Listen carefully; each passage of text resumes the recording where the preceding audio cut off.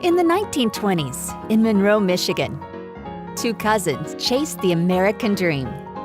Edward M. Knabush and Edwin J. Shoemaker, both sons of farmers, realized they liked working with wood more than soil and began tinkering in the Knabush family garage.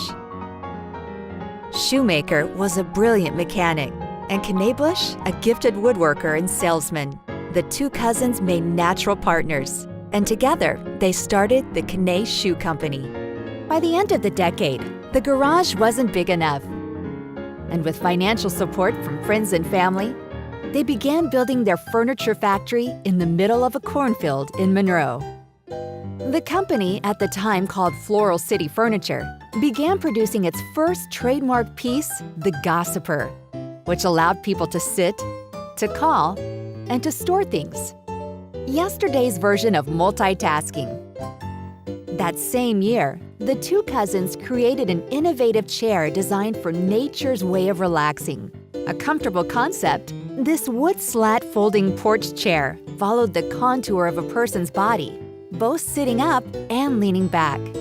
On one retailer's advice, they decided to start upholstering the chairs to make them usable year-round. The chair was an instant hit, but it needed a name, so the cousins held a contest within their factory to decide what to call it.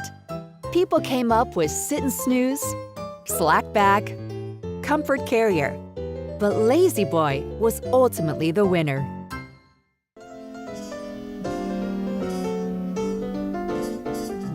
In the 1930s, during the Great Depression, Floral City Furniture, as Lazy Boy was still known, accepted wheat, coal, and even cows as payment for their furniture. The founders even received a pair of guinea hens that they used as a burglar alarm. It was in this decade that the company transitioned to a retail store. At the first furniture show, in a tent outside their factory, kids watched a mouse circus as their parents shopped. All prospective customers got a shrub from the founder's wife's garden. The 1940s was a tumultuous time for the country and for a still new Lazy Boy. It was in this decade that they started the first standalone Lazy Boy factory. However, after a year of operation, the outbreak of World War II caused the plant to convert to war production, producing seats and crash pads from 1941 to 1946. Company employees caught up on the behind-the-lines efforts of their friends and families in Lazy News. Today, the company newsletter is digital. Take 5 keeps all members of the Lazy Boy family informed.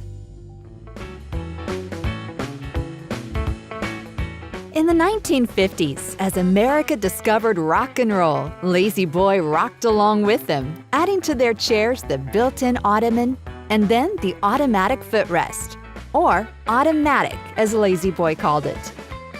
That's not all. As Jerry Lee Lewis shake, rattle, and rolled, so did the Lazy Boy Tranquilator, an optional vibrating feature that could be added to any recliner for $10.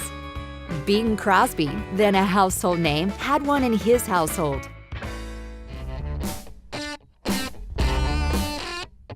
By the 1960s, Lazy Boy factories expanded to locations in Newton, Mississippi, Redlands, California, and Florence, South Carolina, all smaller rural towns like their home in Monroe, Michigan.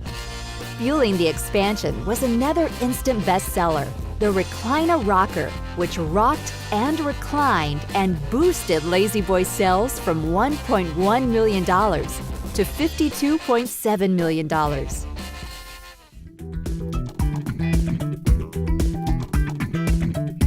In the 1970s, Lazy Boy released the Lazy Rocker and the Electra Lounger, both reclining chairs that could be positioned 1 inch from a wall and recline without hitting the wall. Beyond that, Lazy Boy broke into an entirely new market when it began producing swivel and reclining desk chairs for the contract and institutional markets. Lazy Boy's durable chairs became increasingly common in hospitals, nursing homes, and offices in the 1970s. With this new range of products came new advertising to match. Joe Namath, Johnny Carson, Alex Karras and Susan Clark, Uncle Sam, all spread the word that everybody loves a winner. Jim Backus, better known as Mr. Magoo, recorded more than 15,000 radio and TV commercials for La-Z-Boy, earning him a spot in the Guinness Book of World Records. In the 1980s, La-Z-Boy announced that nobody has rocked more babies to sleep than we have. The company expanded its product line and did so with the new slogan, "And you thought we just made a great recliner." The company also developed a wider range of motion products, reclining sofas, sleeper sofas, and modular groups. In 1983, La-Z-Boy introduced its first line of stationary sofas, as well as the Backjack, a simple setup for casual TV watchers.